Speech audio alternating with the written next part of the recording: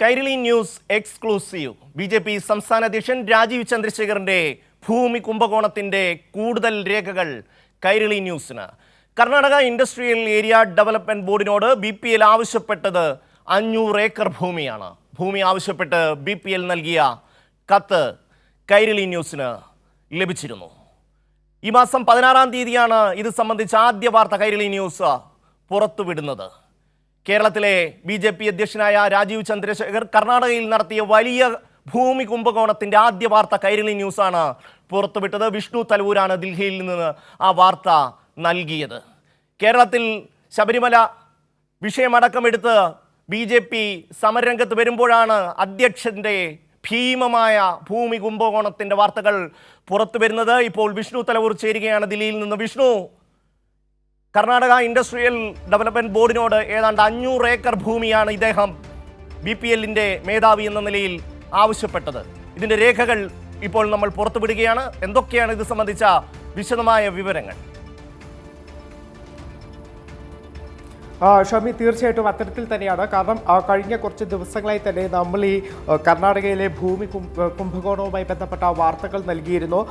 അന്ന് 175 ഏക്കർ ഭൂമിയാണ് ഇത്തരത്തിൽ Karnataka industrial area development board BPL കമ്പനിക്ക് നൽകിയത്. പിന്നീട് ആ ഭൂമിയാണ് ഇത്തരത്തിൽ വലിയ തുകയ്ക്ക് മറച്ചു വയ്ക്കുന്ന ഒരു സാഹചര്യമുണ്ടായത്. അതോടൊപ്പം തന്നെ ഇപ്പോൾ നമ്മൾ പുറത്തുവിടുന്നത് അന്ന് ഇത്തരത്തിൽ, അതായത് 95-ലാണ് ഇത്തരത്തിൽ BPL കമ്പനി വ്യാവസായിക ആവശ്യങ്ങൾക്കായി സർക്കാർ ഭൂമി പാട്ടത്തിന് ആവശ്യപ്പെടുന്നത്. അന്ന് ഇത്തരത്തിൽ BPL company Karnataka industrial area development ബോർഡിന് നൽകിയ കത്തിൻ്റെ പകർപ്പാണ് കൈരളി ന്യൂസ് ഇപ്പോൾ പുറത്തുവിടുന്നത്. അന്ന് ഇത്തരത്തിൽ BPL കമ്പനി ആവശ്യപ്പെട്ടത് 500 ഏക്കർ ഭൂമിയാണ്. പക്ഷേ 500 ഏക്കർ ഭൂമി ആവശ്യപ്പെട്ടെങ്കിലും 175 ഏക്കർ ഭൂമിയാണ് അന്നത്തെ ഹൈ ലെവൽ കമ്മിറ്റി മീറ്റിങ്ങിന് ശേഷം ഇവർക്ക് നൽകാനായിട്ട് തീരുമാനിച്ചത്.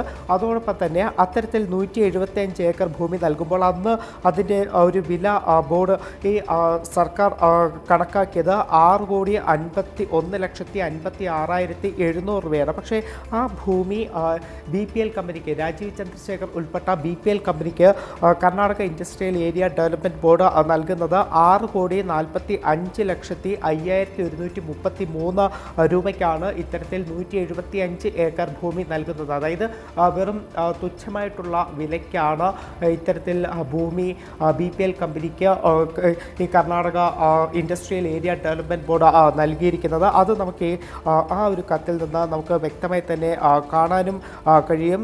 അതോടൊപ്പം തന്നെയാണ് ഏറ്റവും പ്രധാനമെന്ന് പറയുന്നത് ഈ 175 ഏക്കർ ഭൂമി പിന്നീട് ആദ്യം ലീസ് എഗ്രിമെൻറ്റിനാണ് ഇത്തരത്തിൽ BPL കമ്പനിക്ക് ലഭിക്കുന്നത്. പിന്നീട് 2006-ലാണ് അന്നത്തെ മന്ത്രിയായിരുന്ന കട്ട സുബ്രഹ്മണ്യ റാവുവിൻ്റെ ഒരു ഒത്താശയോടുകൂടി ലീസ് എഗ്രിമെൻറ്റ് മാറ്റിക്കൊണ്ട് ഒരു സെയിൽ എഗ്രിമെൻറ്റിലേക്ക് കാര്യങ്ങൾ എത്തുന്നത്. അതായത് സർക്കാരിൽ നിന്ന് പാട്ടത്തിന് ലഭിച്ച 175 ഏക്കർ ഭൂമിയാണ് ഇത്തരത്തിൽ മറച്ചുവെക്കാനായിട്ടുള്ള ഒരു എഗ്രിമെൻറ്റിലേക്ക് എത്തുന്നത്. അതിനുശേഷം മറ്റ് കമ്പനികൾക്ക് മാരുതി സുസുക്കി, BOC, അതോടൊപ്പം തന്നെ ജിൻഡൽ ഗ്രൂപ്പ്, ഈ കമ്പനികൾക്കൊക്കെ തന്നെ ഭൂമി വിറ്റതിൻ്റെ രേഖകളും ഇപ്പോൾ കൈരളി ന്യൂസ് പുറത്തുവിടുന്നുണ്ട്. ഓരോ കമ്പനികൾക്കും എത്ര മാത്രം ഭൂമി എത്ര രൂപയ്ക്ക് വിറ്റു എന്നതിൻ്റെ കൂടി രേഖകളാണ് ഇപ്പോൾ കൈരളി ന്യൂസ് പുറത്തുവിടുന്നത്. അതിൽ ഏറ്റവും കൂടുതൽ ഭൂമി നൽകിയിരിക്കുന്നത് ഇത്തരത്തിൽ മാരുതി